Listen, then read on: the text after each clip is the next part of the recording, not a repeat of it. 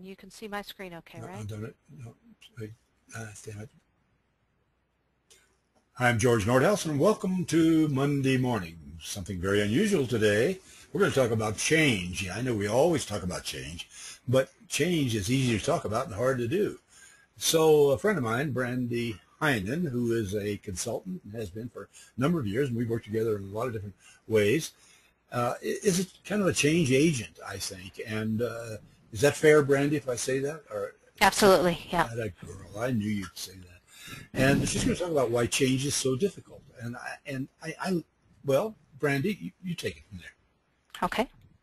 Well, we'll talk a little bit about my background. Yeah, please do that. George, I've known you for a long time. Yeah, I've known you for a long time, George. In fact, many, many years ago when I broke off and started doing coaching and consulting in the industry after being a successful producer and agency principal and spending some time on the company side, I asked some people, I said, look, who are the handful of people that I really need to be connected to? And George is one of those. And so that's why the old IMMS is here. And so thank you. I like that.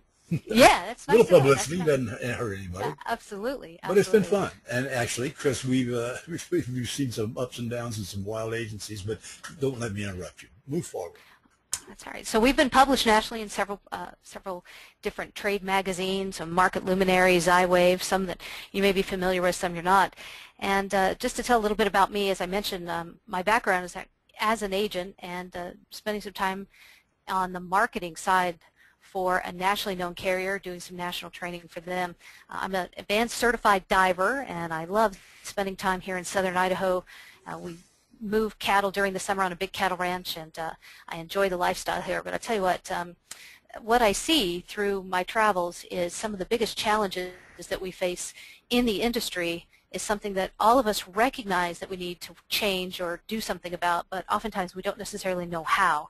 So when George asked me to do the interview today, I thought, well, let's talk about why people don't change, why we have such an ambition to make changes, and why sometimes we keep bringing great ideas back to our organizations, but then we can't really necessarily get people to implement them for us.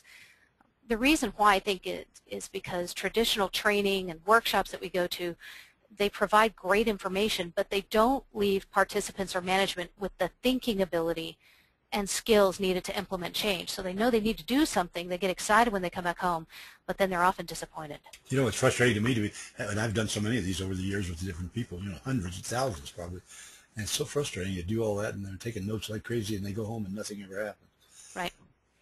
So I want to talk today about why it doesn't happen, so you have an awareness of why things aren't moving and what you can actually do about it. So I'm going to give you some very practical, real-world answers today on what you can do to get moving and move from discussion into action. Of course, as you can see here, we know that our industry is in trouble. We're going to lose over 1 million people over the next 10 years in our industry. We know we have new business and profitability goals from our insurance companies if you're an agent. For the carriers, you've got agency retention and productivity problems. There's a lot going on here. Well, most of us are aware of that, but it's really symptoms of a bigger problem going on behind the scenes. And we talk about client relationships, retention, attrition, perpetuation, team motivation, operational efficiency, and workflow. We know that agency principals and company executives really are worried about what's happening in our industry. But you know what? It's not just them. It's also your field reps, your underwriters, your internal producers, and your service teams that are also worried about what's not changing internally in the organization. So why is it? Well, I say we have been conditioned to accept philosophy without action as innovation. And that's poor conditioning. We see it in our society. We see it from our politicians. Sometimes you hear it from coaches and consultants and instructors. And man, they sound so conditioned and ready to share information with you, and they sound so smooth, and they make it sound so easy. But you know what? Some of us are just tired of everything that sounds good, but then isn't really able to be implemented. I don't know, George, if you hear some of that as well. I love that. Love that picture too. Yeah. Well, we forget that we learn in 3 different ways. We were maybe taught this 10 or 20 years ago. We went through class. I know I was. We actually learn by seeing, hearing, and doing. And it's time for us to shift our approach. You see, the most important investment an organization will ever make is in the creation, development, and maintenance of highly motivated staff. because the staff will operate with maximum efficiency as a collaborative team. In other words, you as a manager or as a leader don't have to push a rope to get things done. Now, that doesn't seem very realistic because some of you have tried different things and it hasn't worked and you become discouraged. Well, not anymore. I'm going to give you some ideas today how to shift that. Our internal team needs to be given more attention so that we're not having to scramble so much to keep up with the changing technology and the cutthroat competition out there. One of the things I've seen is the best systems, technology tools, or intentions, even your best intentions, will not succeed unless they're supported and used by the right people operating under the right conditions. Change comes from within. An internal passion and internal motivation will always move people better than anything that you bring in from the outside. So when you see this on your screen, the auditory, the visual, and kinesthetic, this is the way that people learn. So remember, you telling them what to do isn't necessarily going to move them, and you having them watch training videos isn't necessarily going to move them until they can get together as a team and struggle and work through it. That's how adults learn. Adults and kids learn differently. Okay, kids will sit in a classroom, listen to an instructor or a teacher, go back home and do some homework. Adults actually scientifically learn through experiential training, learning exercises. This is very, very powerful. It's something that we often don't utilize because we say, oh, I don't have time for that. I don't have time to practice. I don't have time to do role play. I don't have time to get everybody together and struggle through a process. I just want to have them get it done. I want to tell them what to do and have it get done. And what I'm here to say is this is a short-term pain method for you to spend the time collaborating and getting them to struggle through the change initiative versus you not being with them in that process. So it's a short-term pain to do that. The long-term gain is creating a self-governing organization. You see, when you don't bring your team along and have that kind of initiative, when you don't use experiential learning, you and your team will get excited and not follow up. It's one of the reasons why management is discouraged at the lack of results. And it's why we don't continue to learn, grow, and change. Number one, we think that that instructor standing up there telling us all this is somebody who's very practiced at the change initiative. Well, in truth, sometimes they're really practiced in sharing that speech. So they may say, this is everything you need to do to make your organization great. Well, that's because they probably shared that speech or that presentation many, many times over. And they're not preparing you for change the way you should be. So you go back home and say, wow, you know, that person or that video or that topic or whomever, that training workshop I went to is going to help me go back home and move quickly through a change initiative. Change means more than we prepare for. It means that we need to spend time, we need to receive feedback, and we have to be willing to struggle through the process. We think we can tell someone what to do and they will get it done. And I'm here to tell you that that's part of my math formula. Expectations plus reality equals disappointment. You know, when I see that, Brandie, I'm sitting here thinking how many, I mean, we're literally talking about thousands of speeches and all that I've done over these many, many years. And I should have, the whole time, I should have at the end of the talk said, okay, I'm going to ask everybody in here to write down the one thing they're going to do. Something like that.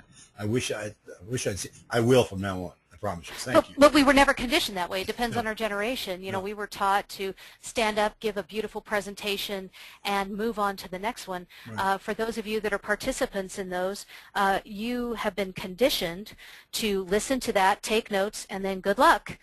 Good luck. Maybe write down some things, but how the heck are you going to, sorry about that, I get excited, George. How the hell? Yeah, I get excited. Yeah, you'd have to mute it out. How the heck do you actually implement it when you get back home? Right. Well, part of the reason is that we tell people what to do and then we expect it to get done. So if you think about back in the day when you had kids at home, you'd say, all right, I want you to go clean your room. Now, 3 things happen. Number one, George, when do you want that room cleaned? Right. And I want it over right now. Right now, that's right. So here's the expectation we set up, leaders. When do we want the room cleaned? Number one, right now. Number 2, do you want it done to your standard or to their standard? Yeah, my standard, of course. Your standard, right? So managers and leaders, we expect it to be done to our standard without necessarily communicating what that is or showing them what that looks like. And number 3, We expect that our kids will clean their room over and over and again in infinitum, never have to be told again. See, that's the setup. And if you look here, on the screen, it says it's a disservice that we ask people to do something different when the way they relate to it is the same. So we have to start thinking more about how people are relating to change. How are they learning? A great example of this is if you've ever been to any training workshop and they engaged you in some sort of experiential learning, like role play, for example. You walked away saying, God, I hated that, but you learned more than anything else in the program. I remember going through one of the last Aetna home office sales training courses back in 1994, and we had classroom learning, and then we had to go get in some teams, and we actually had to do role play. And I remember, it's been 20 years ago now, I remember that was the thing that I hated because they were going to videotape us, they were going to play it back, and we were going to get feedback. And it was one of the most powerful things I ever did. That's an example of experiential learning.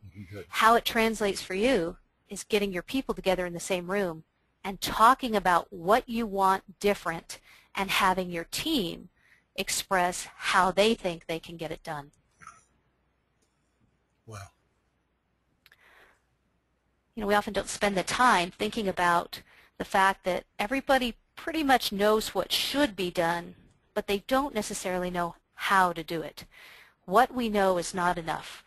Where change happens is not through the behavior. You see so many people talk about what's missing in the behavior in their people. It's because it's the thing that's physically evident, right? Julie's not following through with her workflow. Brandie, the producer, is not producing, is not generating enough revenue in the pipeline, or she's not making enough cold calls, or whatever it is. See, our focus, our tendency is to look at the behavior. Instead, as leaders, we need to go to what is going on for this person and why are they not implementing the change. Part of it's because they probably don't know how, and they could use a little bit of guidance, if not from you as leaders, from their peers. Here at the core of the experiences that they've had and how they relate to it is where change always happens.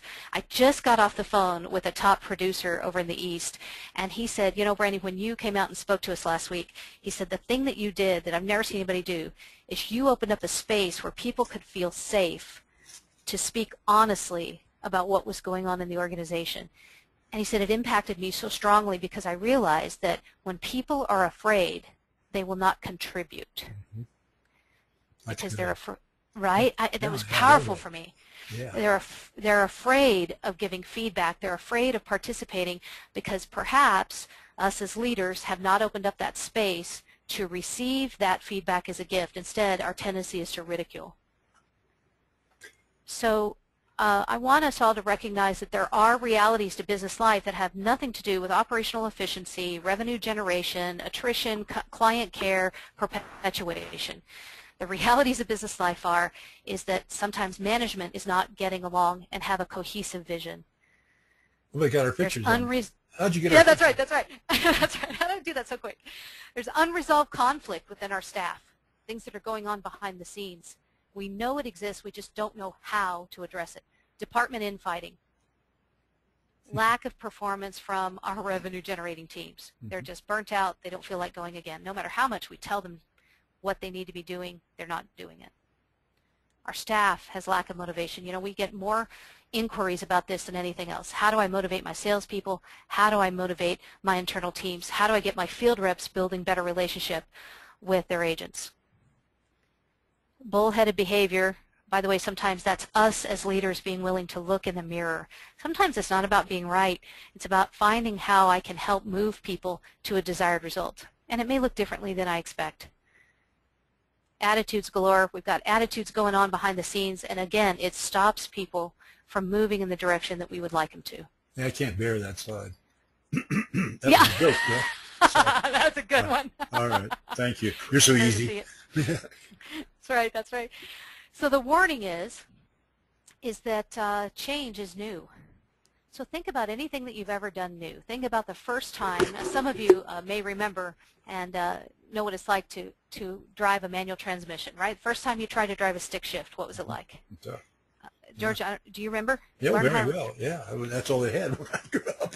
Yeah, that's all they had. Yeah. So, yeah, do you remember what it was like for you? What It was happened? tough. It was tough. I don't know. I didn't do it right. I know that at first, and then you just got to practice. You got to do it. So did you do it on your own? Did you have somebody go with you? Oh, and I had somebody go with me. Yeah, For so you sure. remember who it was and how it was. I remember my grandfather took me out in a 40-acre alfalfa field with an old 1973 Jeep. Oh, brother. And, yeah, oh yeah, because my parents didn't trust me on the road anywhere else. So we went out in the middle of a field, and my grandfather taught me how to drive stick. Well, what happened? Well, I grinded the gears, tapped out several times, we were bouncing along, Yep. and we forget that change is about struggle, that there is victory in the struggle, and that you should expect to be uncomfortable. That's when you know you're changing, is when you're struggling through a process. Change is not easy, but it's so worth it. And I believe people want to change, or they wouldn't spend billions of dollars a year on self-improvement programs and diets. We forget that we may have thought about change. We have maybe paid someone to come in and do a strategic plan, and then we roll out this change initiative expecting everybody to get on board right away. I want to encourage you to give your people the same opportunity to think through the change process, and you will see an exponential, accelerated result compared to anything else you would do. Leaders make 3 big common mistakes when they talk about change. Number one, they don't have a clear vision. George, their vision is something that maybe they wrote out, or like a mission statement, they stuck it up on the front desk. What I want you guys to write down, if you have a pen and a piece of paper handy, or if you're listening to this in the car, maybe write it down later, is I want you to have a vision powerful enough to call you through the pain of transformation. That's what a true vision is. One where it just compels you from the inside, no matter what. I like that. Yeah. The next thing is, us as leaders, sometimes we lack clarity. We get so caught up in busy that we lack the clarity, and therefore we don't communicate our ideas in such a way that people understand them. So I say the cardinal sin of communication, which compromises all speech and language, is assuming what was said is what was heard.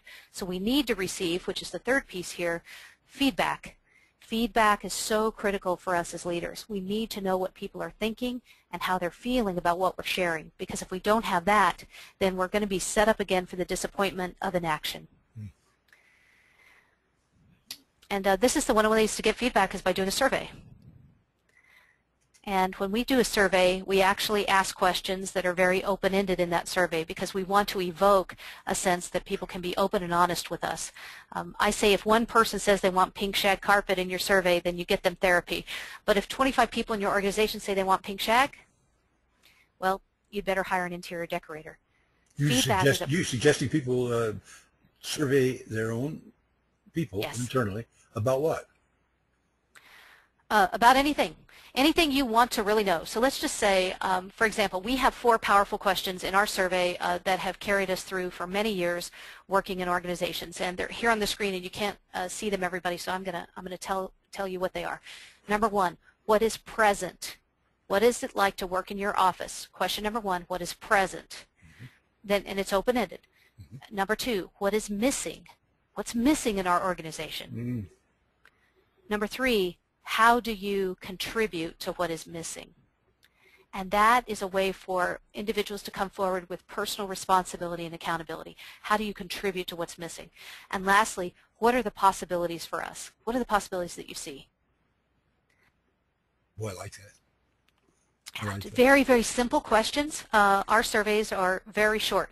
12 questions, 15 questions even for clients. So I can't tell you enough about how much revenue generation, operational efficiency, staff camaraderie and motivation have come from doing a survey and then actually following through.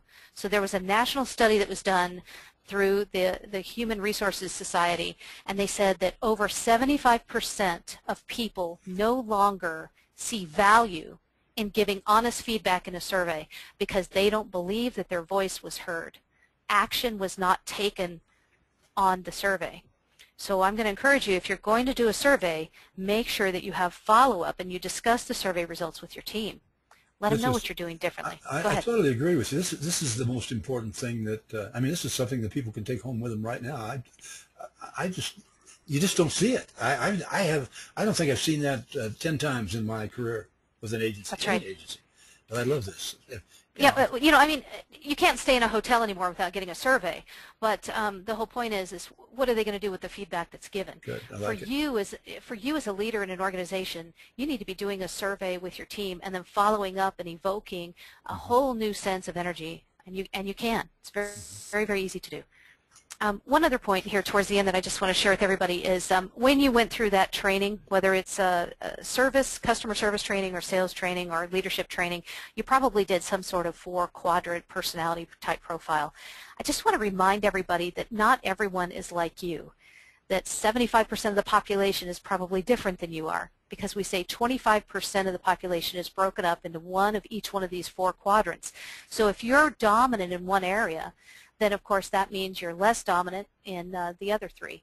And to remember that as we evoke a sense of change, we need to consider what's going on for the other. Are we presenting information in a way that people can absorb it and then be willing to do something about it? And here on the screen you see some arrows there, and what they mean is the wherever you are most dominant, the person diagonally across from you is the one you're going to have the hardest time relating to, both with your clients, between your agency company relationships, and of course in your personal life. So just to remember that. Thank you. Like it. This slide's kind of funny. It says, don't assume your people aren't human. When we get busy, when we have so much going on, sometimes we forget that we're working with people who are actually motivated through their emotions. Remember, people buy based on how they feel. Remember, somebody may look at you and say, everything makes sense, but it just doesn't feel right, and they won't buy from you. It's the same thing about getting your staff oriented towards change. They need to feel good about what's happening, and they're not just solely motivated by money. They're motivated by the recognition they receive by you and their peers. So I want to encourage you to give them an audience to speak and share experiences. Please don't have one person in the organization doing all of your team meetings. It becomes redundant. Nobody wants to hear the same person talk all the time. So evoke change by giving other people a voice. I love that. I think that's another great point people could take home with them. I've gone to agency meetings after meeting after meeting. Yep. Oh yeah, everybody's falling asleep. And it's so good for those, let a producer run the meeting. It's so good for him or her to be able to be up there and have to express themselves and be on at any rate. Good. Yeah, nobody wants to work in a dictatorship, no. And we all get tired of the same person speaking. So it's one of the reasons why we want to evoke diversity and change in our organization. Good. And it's okay for you to expect, everybody that's listening today, I don't want you to think it's not okay to expect excellence. I have a picture here of orange juice versus Kool-Aid. My mother-in-law is a wise woman, and she says there's 2 kinds of people in the world. There's people who are orange juice, right? They're the real thing. And then there's people who are Kool-Aid. I want you to expect to have great attitudes in a cohesive unit. I want you to expect authenticity, the orange juice. And I want you to expect to get to the heart of real-world situations and solutions. But do it through experiential exercises. Get people engaged and involved in the learning process. And the last point here is, look, when you're going on an adventure, if you see life as an adventure, no matter what happens along the way, your tendency is probably not to beat yourself up so much or point fingers at others for what's not working. You just say, hey, that's all part of the adventure. So see this initiative of changing what you don't like in your department or your organization as an adventure so that you can move from what was to what you aspire to be. This slide on coaching, George, you said that you just don't hear a whole lot about true coaching organizations in the industry. Very seldom. Very seldom, and I think it's because coaching involves getting more authentic and real and personal with people. What's working, what's not working, what's going on inside of you that's stopping you from being motivated. Look at the results, you guys. 43% of teams receive little or no coaching, but of the 57% that were coached, 97% attribute their success to that coaching. So getting down in the trenches with people, talking through the things that are stopping them as people is working, because look, those that are coached for 3 hours a month achieve 104% of their quota. And 75% feel they were more productive if they were coached. Wow. Big numbers. Yeah. Big numbers. Big numbers. 75% feel they can be more productive. You know why? Because a coach is the person that helps you deal with the task-oriented side as well as the people-oriented side. Think about a coach from high school or college. They didn't just care about you running plays on the field. They wanted to know what was going on for you as a person. They sought to develop a relationship and challenge the status quo. So sometimes I think our society has gotten away from some of that, oh, I don't want to hurt anybody's feelings, I don't want to step on anybody's toes.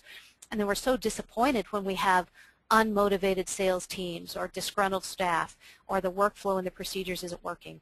So in our organization, we said that we would actually be involved with people on the task-oriented side as well as the people-oriented side, so we could have a balance with those that we work with. Good. So I say, would you rather have unresolved conflict in your organization or a team that works in synchronicity towards a common goal? Would you rather have department infighting or a clear vision everyone can focus on? Would you rather have that lack of motivation that you may know that exists, or self-governing loyal employees? It's really possible to move from lack of performance into creating and embracing opportunities with your team. And I want you all to know that change is possible. You're not alone if you're struggling with a change initiative. We just want you to know that. We work with teams all over the country, and because of the way that we walk you through that process, our clients see dramatic changes themselves and within their organization within 30 days. So if you have a love of learning and you're tired of hearing what you already know, change definitely can come easy for you. George, this is a little bit about how we work. Do we have a couple minutes to go through that? We have another minute. Okay. 2 more minutes. Okay, 1 more minute. Well, then let's do it. Okay. So the Virtuosol Experience, the reason why we're different is our coaches will come alongside and actually help you accomplish change on a day-to-day and a month-to-month basis. So we start out with a formal survey, as you saw a little bit earlier. Then we come out on site to spend time getting to know and building the trust with your team.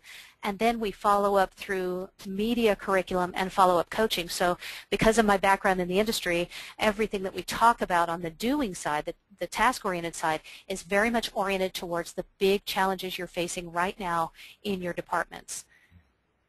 Good. And the reason we get results is because we're willing to have the tough conversations, just like that old coach did back in high school.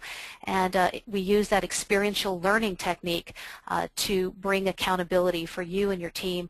And our coaches teach the thinking ability so that long after we're gone, you will continue to move in the direction of your dreams. That's so good, because I was a basketball player, and I can remember what the things that he taught me in high school primarily. It was just, they're still with me after, 1 or 2 years. I mean, yeah, 1 or 2 years. It's been a couple of years ago. Yeah, right. It's interesting that the emotions that we had that were powerful for us are those the ones that we retain. Yeah. It's not whether or not we did a good job or achieved something. It's how we felt about what we did. And I think we need to evoke that sense of feel-good and emotion and motivation. Nobody wants to work in an environment where they're not enjoying what they do. Yeah. Well, this is your pricing. That doesn't look like it's very much. I'm sure it's $500 a month for smaller agencies. Is that the way it works? Absolutely. Yep. So what's neat about the way we've designed the program is we do all 3 of those kinds of learning. So we go on site and we do the visual, and then we follow up with the media curriculum, which is the auditory, and then the kinesthetic is our coaches work with people to coach both the leaders and the sales teams and the service teams in your organization, field reps and underwriters, step by step with you. And for a small agency, $500 a month is, I mean, we have agencies that have 3 people that are working with us, all the way up to regional and national organizations. I know you do, and I've always been impressed with the results too. I talked to one of them this morning over in Washington, D.C., and he was thrilled with what he was doing with you, so I appreciate that. We worked with them for over 5 years, and so it's a big agency, yes, and I say big agency. They're doing great. Now this is how to get hold of you. Yeah, a couple things here. So our website is the V, like Virtuoso, the VEXP.com, and of course that has information and testimonials like you mentioned. Our YouTube channel actually has some little videos that any of you can listen to at any time, so you can get a sense of who we are, what our philosophy is. And then this website, it's our sister company that we have, powerhouselearning.com. If you want to go onto powerhouselearning.com, there are 6 modules there for you to listen to. Most of those are about 20 or 25 minutes apiece, and those on their own whether or not you engage with us or not, those on their own will give your organization some great language and some very specific how-tos to achieve some of your objectives. I'm glad you brought that up, because I think it's nice for us to tell all about this and to promote you, but the fact that you're giving something back, and you do give something back, and I've listened to some of those and they're just tops, like you. Well, listen, this is how to get hold of Brandie. You can do it right there, and she's available a lot. She travels a lot, but she'll always get back to you, which is something I like. And before you leave, Brandie, thank you. This was good. I really learned a lot, and I'm going to be using some of that. I'm going to go back to this. I would suggest to agencies that you go back, or that you take this and pass it on to all your managers, particularly, maybe all your staff, but certainly your managers. And I hope you'll do a lot more than that with it. But it's a great thing. And so, Brandie, I do want to thank you again. Thank you, George. My pleasure. And in the meantime, don't forget to go back to the email that this came with. You can find how to archive, or the archives there at Rough Notes and Agencies Online of all of these. We're going to have, by the end of this year, are you ready for this? 85 of these. So on every subject. Isn't that amazing? But That's anyway, fantastic. I'm enjoying it. I hope people are. And we're adding our list to, we're adding our list. There's my phone. So I better get going. See you guys next Monday morning.